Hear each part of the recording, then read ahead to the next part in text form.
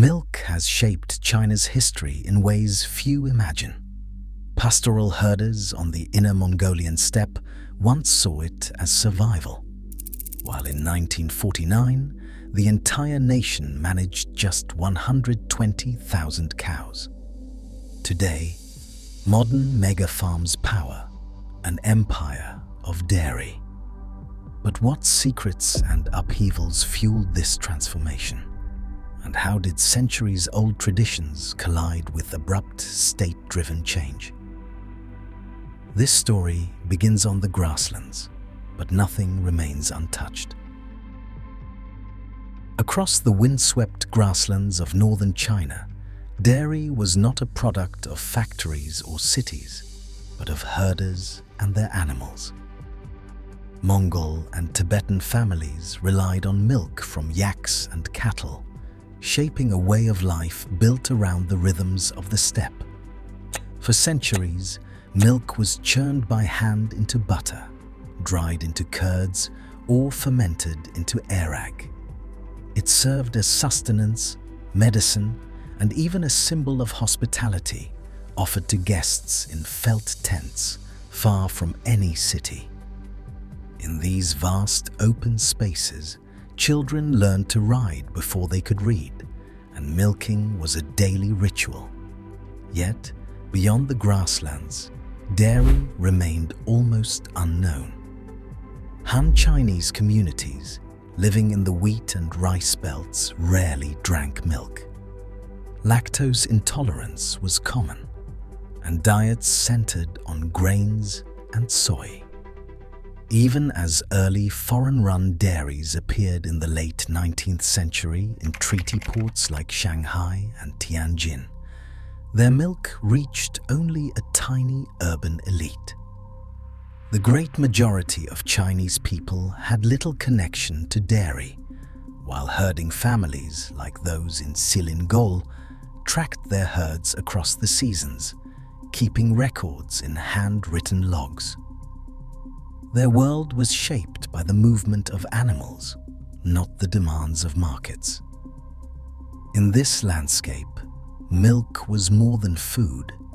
It was a thread binding generations, and a sign of the deep pastoral divide between China's north and its settled heartland. After 1949, the Chinese government launched a nationwide effort to build a modern dairy industry from the ground up. State-run farms rose on the outskirts of major cities like Beijing, Shanghai, and Harbin. Their rows of barns and feedlots, a stark contrast to the grasslands of the north. These new enterprises were tasked with supplying milk to urban populations, where demand was growing but local knowledge was limited.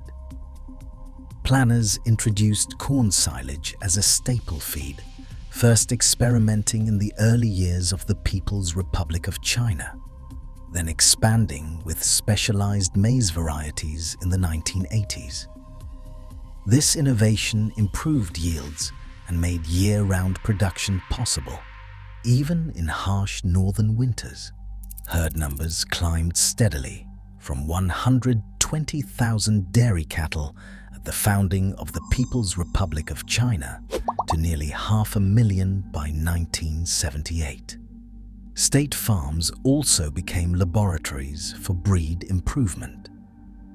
Crossbreeding imported Holsteins with local cows set the stage for the Chinese Holstein, officially recognized in 1992, which would become the backbone of the country's commercial dairy herds. By the late 1970s, milk production had reached 883,000 tons, still modest by global standards, but a fourfold increase in less than 30 years. The foundation was laid for a new era, as state infrastructure and technical advances created the capacity for dairy to move from a regional curiosity to a national commodity.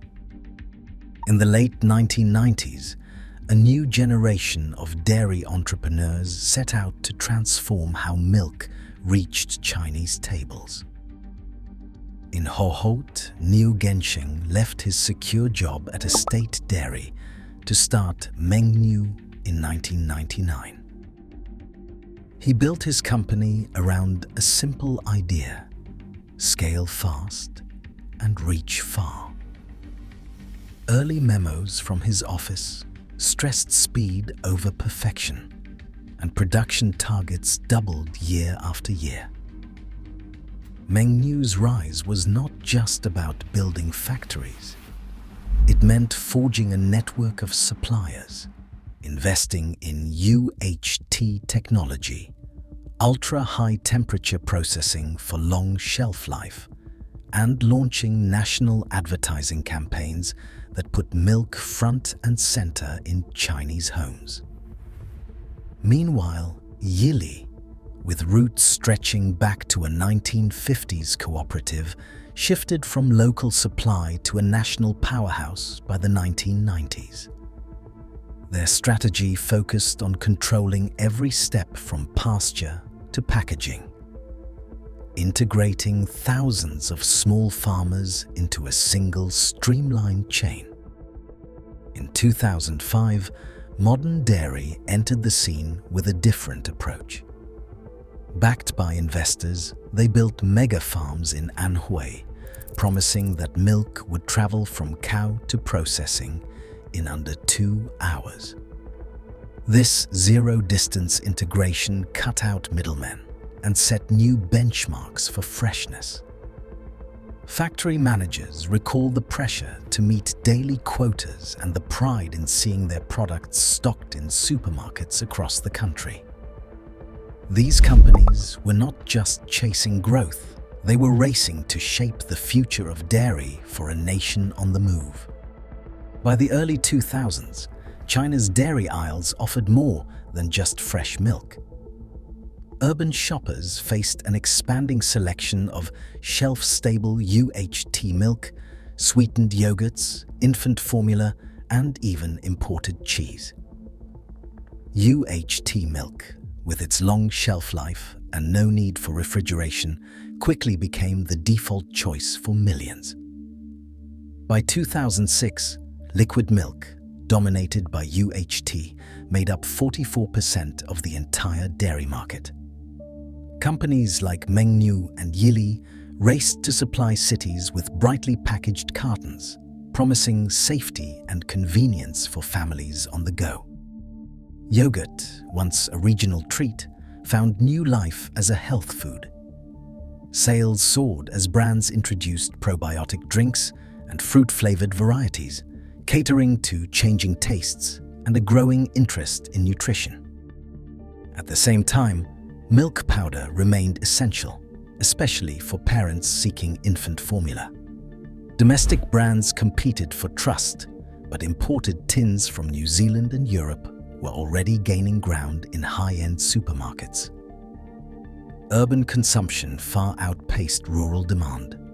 In Shanghai, city households averaged nearly 30 kilograms of dairy per year by 2005, while rural families managed just a third of that. For many, dairy became a symbol of modern living, a staple of school lunches and breakfast tables. Yet beneath the surface, this new abundance masked deep questions about quality and safety, waiting to erupt. In the summer of 2008, hospital wards across China began filling with infants suffering from kidney stones and acute kidney failure, an illness almost unheard of in babies. The common link was powdered infant formula. Lab analysts running routine protein tests found something alarming. Milk samples from Sanlu, one of the country's biggest formula brands, showed high protein readings but odd chemical traces. The culprit was melamine, a cheap industrial compound that could fool protein tests. Suppliers had mixed it into watered-down raw milk, hoping to pass quality checks and stretch profits. By September, the damage was undeniable. Official reports counted nearly 300,000 children affected, with with over 50,000 hospitalized and 6 confirmed deaths. Parents, desperate for answers, crowded hospital corridors and demanded justice. Sanlu collapsed under the weight of scandal. In the courts, 2 milk suppliers were sentenced to death, while the company's general manager received life in prison. The shockwaves spread far beyond Sanlu, shaking public faith in the entire dairy industry and exposing the dangers of unchecked growth and weak oversight. For many families, trust in domestic milk was broken overnight. Within months of the crisis, lawmakers gathered in Beijing to debate the future of food safety in China. The result was the Food Safety Law, adopted on February 28, 2009 and enforced from June 1st. This law replaced a patchwork of local rules with a unified national system, placing the Ministry of Health in charge of risk assessment, standards, and public alerts.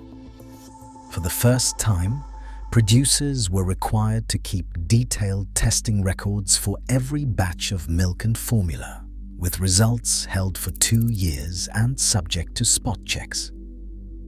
New powers allowed authorities to recall unsafe products and shut down factories that failed inspections. Inspectors fanned out across the country, testing raw milk at collection stations and auditing processing plants. In courtrooms, government prosecutors pressed charges against executives and suppliers, sending a message that criminal negligence would bring the harshest penalties. At the same time, international partners faced scrutiny of their own. Fonterra, the New Zealand dairy giant and a major Sanlu shareholder, came under fire for delays in disclosure and internal debates over commercial risk versus public safety. Board minutes and diplomatic cables revealed the tension between protecting investments and acting on early warning signs. The Food Safety Law did not erase the pain of 2008, but it set new rules for an industry under suspicion. Regulators, once sidelined, now held the authority to demand compliance, trace contamination, and enforce recalls. In its place stood a legal framework built on accountability and a promise, however fragile, that milk in China would be safe again. Today, China imports more dairy than any nation on earth, while concerns over safety and sustainability shape every glass. The choices made now ripple far beyond borders. In a world hungry for both growth and trust, the future of milk will be written in every household. What is your take?